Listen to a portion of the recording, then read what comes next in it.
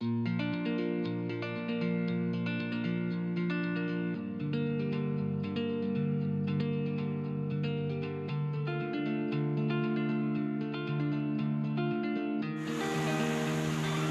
sejahtera untuk kita semua. Selamat pagi. Perkenalkan, nama saya Sinta Bella. Saya mahasiswi Politeknik Negeri Lampung, program studi akuntansi, jurusan Ekonomi dan Bisnis semester 2. Pada kesempatan kali ini, saya akan mempresentasikan tentang etika di dalam bisnis. Berbicara tentang etika, setiap kita sudah mengetahui bahwa etika itu adalah perilaku individu. Tetapi, apakah etika di dalam bisnis juga seperti itu? Kita lihat di slide yang pertama. Etika di dalam bisnis merupakan cara melakukan kegiatan bisnis yang mencakup seluruh aspek yang berkaitan dengan individu, perusahaan, dan juga masyarakat. Jadi etika di dalam bisnis tidak hanya berbicara tentang perilaku individu, tapi juga berkaitan dengan perusahaan dan juga masyarakat. Lalu, di dalam etika bisnis ada prinsip. Dan prinsip etika bisnis itu terdiri dari 5 prinsip.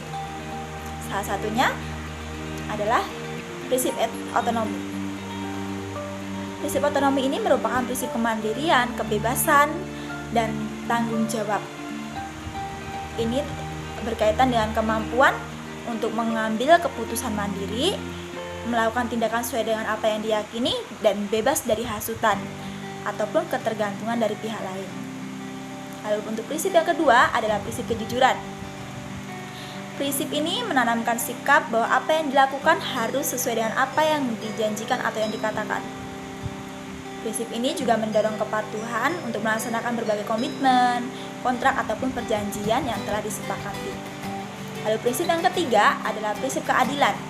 Prinsip ini menanamkan sikap untuk berlaku adil kepada semua pihak tanpa membeda-bedakan, baik itu terkait masalah ekonomi, sosial, hukum, ataupun masalah lainnya.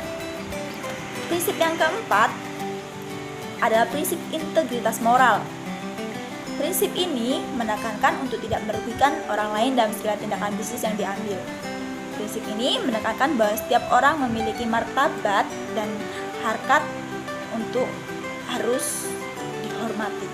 Lalu, yang terakhir adalah prinsip saling menguntungkan atau win-win solution.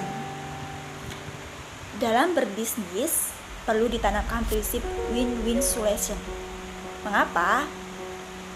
Karena supaya tidak ada orang yang merasa dirugikan. Setiap keputusan atau tindakan yang diambil harus membuat semua orang merasa diuntungkan. Lalu di dalam etika bisnis ini perlu diterapkan karena etika bisnis itu memiliki tujuan. Tujuannya adalah dengan adanya etika bisnis, semua orang yang terlibat di dalam bisnis memiliki standar moral. Memiliki standar moral dalam mewujudkan citra dan manajemen bisnis yang baik.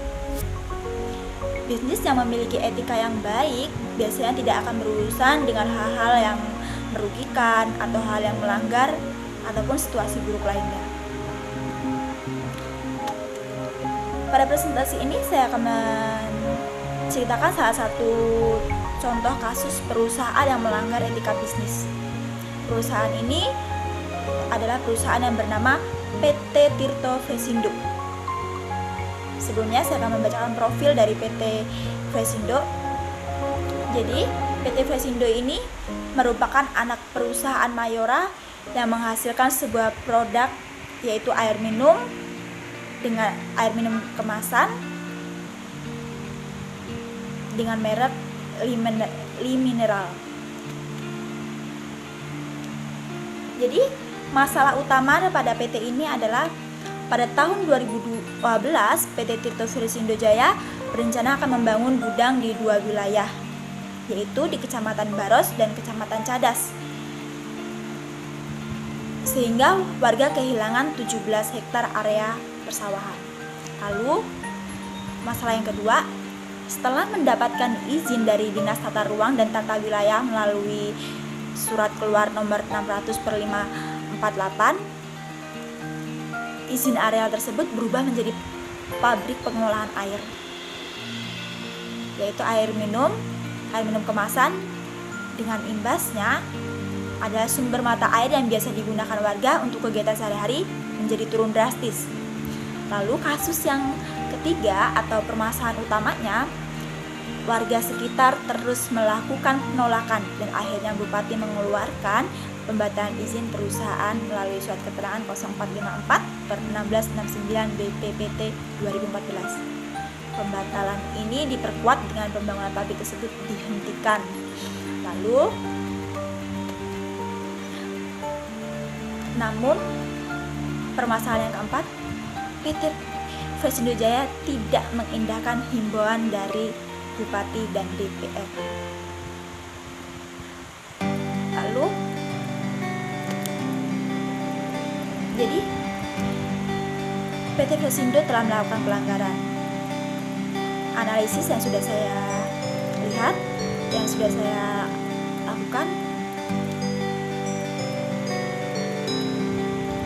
salah satunya adalah PT Fresindo Jaya diduga memasukkan surat persetujuan warga sekitar di mana surat tersebut diklaim sebagai syarat pengajuan izin kepada pemerintah daerah. Jadi, PT Fresindo Jaya ini melakukan pelanggaran etika prinsip kejujuran.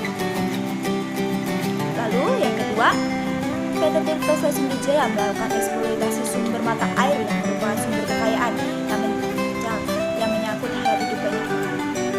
Di sini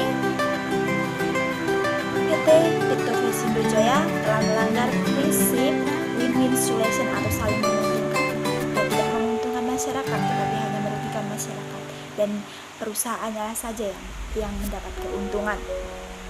Lalu yang ketiga, di tingkat perizinan pun diduga menyalahi aturan, di mana lokasi merupakan daerah resepan air yang merupakan kawasan lindung geologi dan tidak diperkenan membangun pabrik.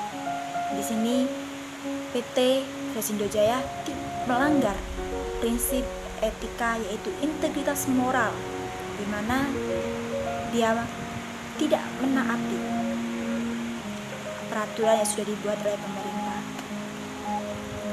Lalu ada dampak atas apa yang telah dilakukan oleh PT Fresindo Jaya.